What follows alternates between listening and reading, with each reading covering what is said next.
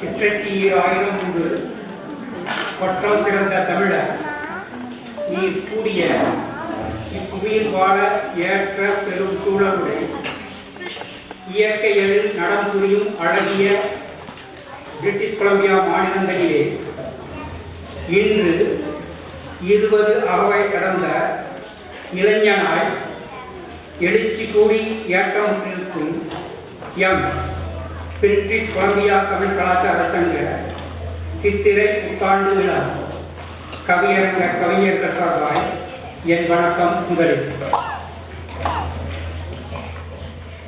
கல்லறி கொண்டு கான் வேட்டையாடியவன் அன்றைய மனிதர் யாருக்கு? வில்லொன்று ஓச்சியும் வேலொன்று வீசியும் புல்லொன்றை வீழ்த்திய புறநானூற்றுக்கால புரணிவாழ் மனிதனுக்கு. அவனும் ஆனால் அன்றைய மனிதனாய் துப்பாக்கி கொண்டும் பீரங்கி கொண்டும் துன்னலர் தம் துறக்கப்படை வென்ற தூரதேசத்து மேலை நாட்டு மனிதர்கள். அத்துப்பாக்கி யோகியவனும் வீழ்ந்தால் அணுவை துடைத்து ஏன் கடலை புரட்டிய குரல் போல் எழுந்த அணு ஆயுதத்தை அழிவுக்கு வித்திட்ட 20ஆம் நூற்றாண்டு இறை விதன் மாண்டரிடம். அவனும் நிலையான் இன்றைய மனிதனான். மாற்றம் ஒன்றே மாறாத விந்தை பெற்ற இச்சீரிய உலகில் அந்தந்த காலத்தில் அன்றன்றைய மனிதனுக்கு அவனும் வாழ்ந்தவன் உச்சமாய் தெரிந்தான். நாகரிகமற்றவோ நலிவுற்ற மனிதனான்.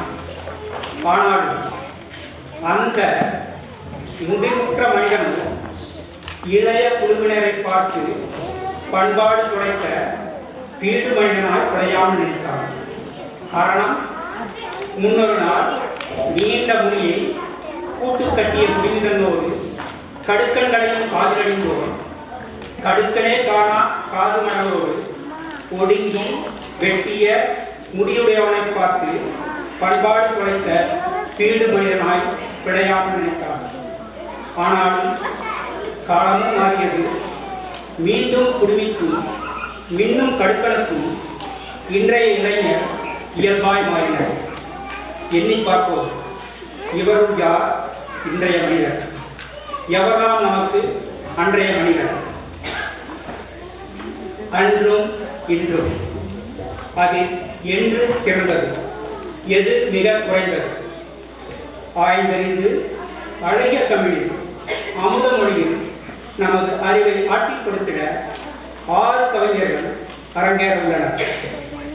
அவர்களில் சிலருக்கு ஆரம்பம் என்றென்பதால் கவிஞராய் கண்ணி முயற்சி என்போம். கடு சிறுத்திடனும் காரம் குறையாது என்பது போல் கண்ணி முயற்சியே கடுகை குலைத்தே கடலை புகட்டி குறுகத் தரித்த குரல் என முழங்குவர். முதலில் நாம் அன்றும் இன்றும் காதலர்கள் என்னும் கருத்தை பார்ப்போம். காதலர் யார்? எனக்கு நீ, உனக்கு நான், என்னென்னம் உன் செயல் என்று இருவர் உடன்பட்டு வாழ்வில் ஒருவரானோம் என்று இணையவோ வாய்ப்பினை என்றுமே தருபவர்கள் காதலர்கள். தான் நோக்க நிலம் நோக்கி நோக்காத நிலையிலிருந்து அவரை நோக்கி நகைத்தவர் சங்ககால காதலர்கள். தான் நோக்க நிலம் நோக்கி நோக்காத நிலையிலிருந்து அவரை நோக்கி நகைத்தவர் சங்ககால காதலர்கள்.